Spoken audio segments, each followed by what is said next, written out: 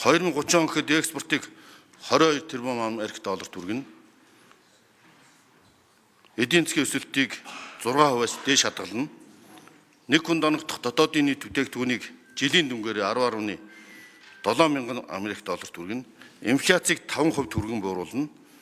Төсвийн сахилгыг чанд хатан мөрдөн, хөрөнгө оруулалтын урсгалаа хувийн хвшилтэд чиглүүлнэ. Орон нутгийн эдийн засгаа дэмжиж төвлөрлийг сааруулна.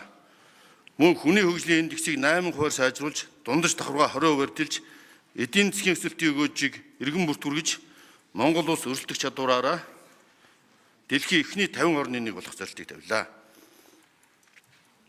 Ирэх 5 жилийн хөгжлийн төлөвийг ханган хэрэгжүүлэхэд Монгол улсын 2026-аас 2030 онд хэрэгжүүлэх хөрөнгө оруулалтын хөтөлбөрийн төслийг мөн боловсруулж хамт өргөн мэдүүллээ. Энэ хөтөлбөрт 30 тэрбумаас дээш өртөгтэй техник эдийн засгийн үндэслэл, зураг төсөл нь хийгдсэн, урт улан дунд хугацааны хөгжлийн бодлоготой уялдсан томоохон төслүүдийг эренбэлж энэ хөрөнгө оруулалтын хөтөлбөрт тусгалаа.